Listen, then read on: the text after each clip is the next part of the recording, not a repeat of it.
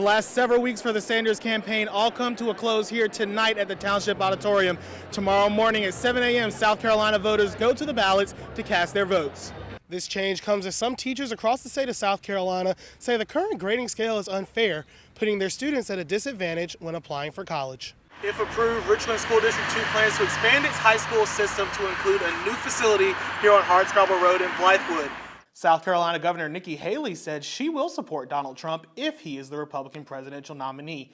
After endorsing Florida Senator Marco Rubio earlier this month, the governor is now walking back allegations that she would not back the GOP frontrunner. Shifting gears to auto sports, Donald Trump is pretty much as far right as it gets, but yesterday he proved that when necessary, he can go left.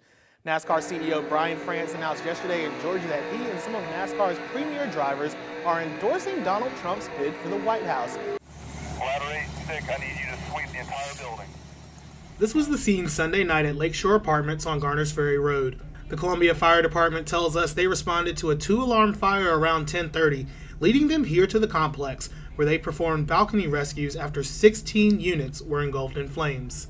After it was all said and done, the Columbia Fire Department tells us approximately 30 residents were displaced here at the site of last night's fire.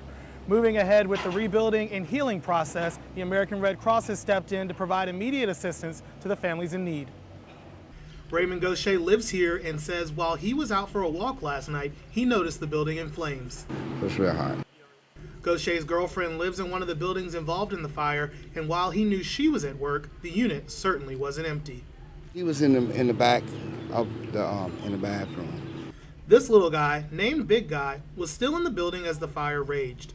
When Gaucher noticed the building engulfed in flames, he knew he had to act. They had to run and go get the puppy, and it was hot, real kind of hot. It comes to the flame, you know, in and out. But anyway, I saved the puppy. And while some have called Gaucher a hero, he says he was just in the right place at the right time. Just blessed to think that he's still here, you know what I'm saying? And thankfully everybody didn't get hurt or die or anything like that, and that's God's blessing right there. The Columbia Fire Department says they have not yet determined what caused Sunday night's blaze, and the investigation is still ongoing. Alex Grant, Carolina News.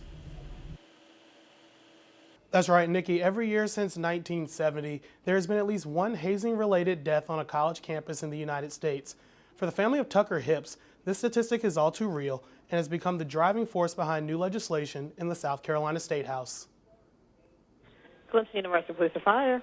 Hi, I'm calling to see if early this morning or some point today y'all picked up a 19-year-old guy, like brown hair.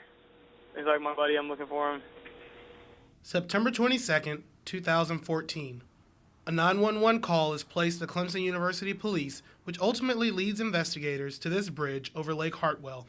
Found below, the body of Tucker Hips, a Clemson sophomore believed to be the latest casualty in a string of hazing deaths across the nation. The Oconee County coroner says Hips, a pledge of Sigma Phi Epsilon, sustained injuries consistent with a fall, leaving investigators to question why Hips was on the bridge and a community in mourning. Back in January, Hips' parents partnered with several legislators to write the Tucker Hips Transparency Act, a bill that would require universities to publish any misconduct from its social organizations on campus. Earlier this year, the bill passed the House and moved to the Senate. Representative Joshua Putnam from Anderson says the goal of the bill is to better present information that is already public. All it is pretty much transparency. We're just putting the information out there so that students have better tools to make the best decision that they see fit. Cindy Hips, the mother of Tucker Hips, says this bill is about more than just saving lives. It's about securing her son's legacy.